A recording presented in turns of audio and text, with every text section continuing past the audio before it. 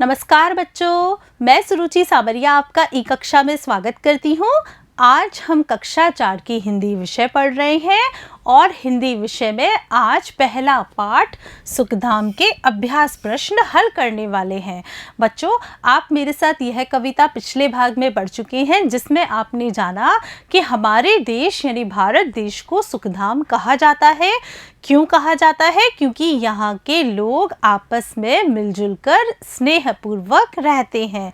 बच्चों, आज हम यहाँ पर कविता पर आधारित ही अभ्यास प्रश्नों को हल करेंगे। तो आइए देखते हैं हमारा पहला प्रश्न क्या है। देखिए, हम सुख दुख में किसका गान करते हैं? बच्चों, इस प्रश्न में आपसे पूछा जा रहा है कि जब हमें सुख होता है या दुख होता है तब हम किसका गान करते हैं, किसे याद करते हैं? तो बच्चों, जब हमारे सुख दुख होते हैं तब हम भारत माँ का गान करते हैं। चलते हैं अगले प्रश्न की तरफ। भारत माँ के आंगन में कैसे फूल खिले हैं? बच्चों, इस प्रश्न का उत्तर होगा भारत माँ के आंगन में भांत भांत के फूल खिले हैं, यानी कि विभिन्न धर्मों को मानने वाले लोग आपस में मिलजुल कर रहते हैं। श्रेष्ठतम ज्ञान किस किस से मिला? बच्चों, इस प्रश्न में आपसे पूछा जा रहा है कि हमारे देश के लोगों को श्रेष्ठतम ज्ञान किसने दिया, किन किन लोगों ने दिया? तो हम उत्तर में लिखेंगे श्रेष्ठतम ज्ञान राम, रहीम और ईसा से मिला है। चलते हैं अगले प्रश्न की तरफ। कोष्टक में दिए गए शब्दों की सहायता से रिक्त स्थानों की पूर्ति करो। बच्चों, यहाँ पर आपको क्या करना है? यहाँ पर कुछ पंक्तियाँ हैं जो कि हमारी कविता की है। कविता आपने बहुत ही ध्यानपूर्वक पढ़ी है। आपको क्या करना है कि इन कविता की पंक्तियों में कुछ खाली स्थान हैं, वो खाली स्थान यहाँ से भरने हैं, यहाँ से लेने हैं। खाली स्थान की पूर्ति, यहाँ से शब्दों का चुनाव करके खाली स्थानों की पूर्ति करनी है। तो आइए देखते हैं। सबसे पहला है भारत माँ का सुहाना। बच्चों, भारत माँ का क्या सुहाना है? आपने कविता ध्यानपूर्वक पढ़ी है तो आपको याद आ रहा होगा कि भारत माँ का सदन सुहाना, यानी भारत माता का जो घर है वो कैसा है? बहुत ही सुंदर है। फिर देखिए, स्नेह प्रेम यहाँ पर क्या है? यहाँ पर स्नेह प्रेम और सम्मान है। फिर देखिए अगला, दुख सुख में है करते। बच्चों, यहाँ क्या आएगा? यहाँ आएगा दुख सुख में है गूंजा करते। बच्चों, क्या गूंजा करते हैं सुख दुख में? भारत माता के गौरव गान की गाथाएं।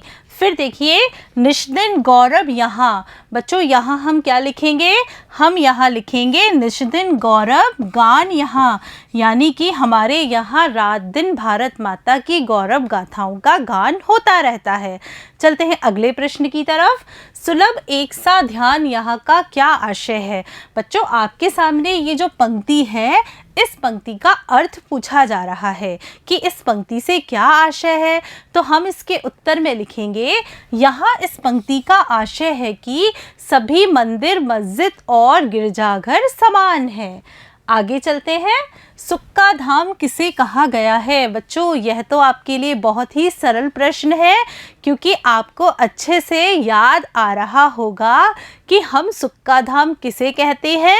बच्चों, सुख का धाम भारत माँ के आंगन को कहा गया है। क्यों कहा गया है? क्योंकि यहाँ सभी लोग आपस में मिलजुल कर प्रेम पूर्वक रहते हैं। चलते हैं अगले प्रश्न की तरफ। भारत माँ के आंगन को सुंदर उपवन क्यों कहा गया है? बच्चों, इस प्रश्न में आपको बताना है कि हमारा जो देश है उसके आंगन को सुंदर बगीचा क्यों कहते हैं। तो हम उत्तर लिखेंगे, भारत माँ के आंगन में जाति व धर्म के आधार पर भेदभाव नहीं होने के कारण सुंदर उपवन कहा गया है। बच्चों, जहाँ जाति और धर्म के आधार पर भेदभाव नहीं होते हैं वहाँ लड़ाई झगड़े भी नहीं होते हैं, सभी लोग प्रेम पूर्वक रहा करते हैं। आगे चलते हैं अगले प्रश्न में। हमारे देश को धरती का स्वर्ग क्यों कहा गया है? बच्चों, यहाँ पर आपसे पूछा जा रहा है कि हमारे देश यानी भारत देश को धरती का स्वर्ग क्यों कहा जाता है। तो हम इसके उत्तर में लिखेंगे, हमारे देश को धरती का स्वर्ग इसलिए कहा गया है क्योंकि यहाँ पर विभिन्न जाति धर्म के लोगों में आपस में कोई भेदभाव नहीं है, वे आपस में प्रेम और स्नेह से रहते हैं। चलते हैं अगले प्रश्न की तरफ, देखते हैं अगला प्रश्न क्या है। सुहाने सदन की क्या विशेषताएं होती हैं, बताइए। बच्चों, आपने कविता बहुत ही ध्यानपूर्वक पढ़ी है। हमारी कविता में हमारे देश की धरती को सुहाना सदन कहा गया था। क्यों कहा गया था? विशेषताएं भी कुछ बतलाई गई थी। उन विशेषताओं को आपको यहाँ पर लिखना है।